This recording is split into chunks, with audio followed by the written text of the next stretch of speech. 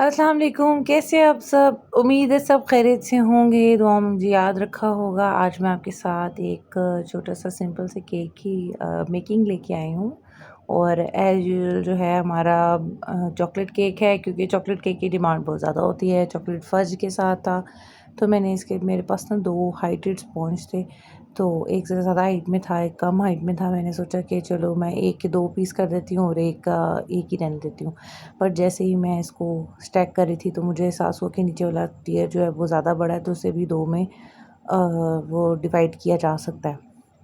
तो इन स्पॉन्जेस को मैंने पहले तो 3 में डिवाइड किया था, बट मैंने ये देखे ना आपने लगाया है मैंने, तो उसके बाद मैंने एंड से जो नीचे वाला स्पॉन्ज था उसको भी 2 में डिवाइड कर लिया था।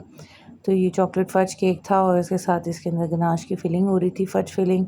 और उसके साथ जो है वो मैंने दूध की इसके अंदर सोकिंग की थी।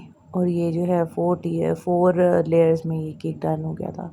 तो इसके ऊपर जो है मैंने सारी चॉकलेट के साथ सारी इसकी कोटिंग कर दी थी। उन्होंने मुझे कहा था कि 2 पाउंड्स का केक हो, मगर ये 2 पाउंड से थोड़ा-सा ज़्यादा हो गया था।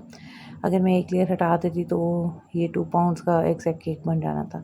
पर मैंने कहा चलें कोई बात नहीं, केक ज़्यादा चला जाए इट्स ओके, बट कम नहीं जाना चाहिए। तो अब मैंने इसके साथ ही सारी जो थी गनाश के साथ इसकी क्रम कोटिंग कर दी थी।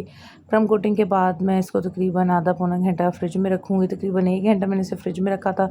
उसके बाद मैंने वाइट क्रीम को बीट करके इसकी जो है वो ऊपर सेकंड कोट करना शुरू कर दिया था। और इसके साथ ये सिंपल सा केक था। इसके ऊपर सिर्फ वाइट जो है वो क्रीम थी और उसके ऊपर हार्ट शेप बनाने थे, हार्ट्स, और साथ में हैप्पी बर्थडे लिखना था।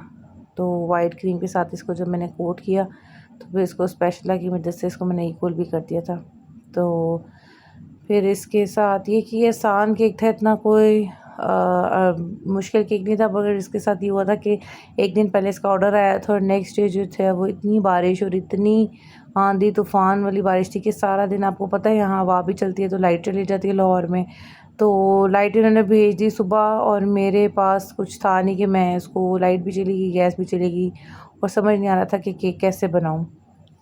तो मैंने इनको रात को 9 बजे केक चाहिए था। मैंने 2 ढाई बजे तक इंतज़ार किया। फिर मैंने कस्टमर को मैसेज करके कहा कि सॉरी मैं ये केक नहीं बना सकती, कि ऑब्वियसली ना लाइट आ रही थी ना गैस आ रही थी, तो मैं कैसे, इलेक्ट्रिक ओवन भी नहीं चल सकता था, गैस ओवन भी नहीं चल सकता था, क्रीम बीट होनी थी, यूपीएस डाउन हो गए हुए थे, बड़ा प्रॉब्लम हो रहा था। बट एनीवेज़ 2:30 बजे लाइट आ गई और मैंने दोबारा से कस्टमर को कहा कि मैं केक बना दूँगी।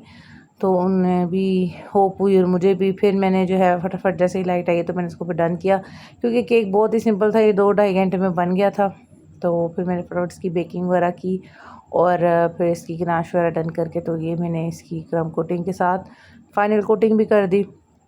वाइट और रेड हार्ट्स थे, हैप्पी बर्थडे लिखना था ऊपर। तो उसके बाद मैंने इसको पैक कर दिया। बाद में फिर जब मैंने पिक्चर भेजी तो उन्होंने फिर हैप्पी बर्थडे आमना भी इसमें ऐड करवाया। उम्मीद है आपको केक पसंद आया होगा। अच्छा लगा हो तो लाइक शेयर सब्सक्राइब ज़रूर करिएगा। हर केक के साथ एक कहानी होती है। इस केक के साथ बस ये है कि ऑर्डर पहले कैंसिल हुआ और फिर डन हुआ, और केक जो है कस्टमर को पसंद आ गया। तो मुझे भी इसकी पैकिंग, गिफ्ट पैकिंग मेरी जो है कंपलसरी होती है और फ्री होती है हर केक के साथ। तो अगर आपने किसी को केक गिफ्ट करना हो तो ये बड़ी अच्छी सी आपकी अगर 200-250 की पैकिंग होती है, मैं आपको फ्री कर देती हूँ। तो ये केक अच्छा लगा हो तो लाइक शेयर सब्सक्राइब ज़रूर करिएगा। Thank you so much. अल्लाह हाफ़िज़।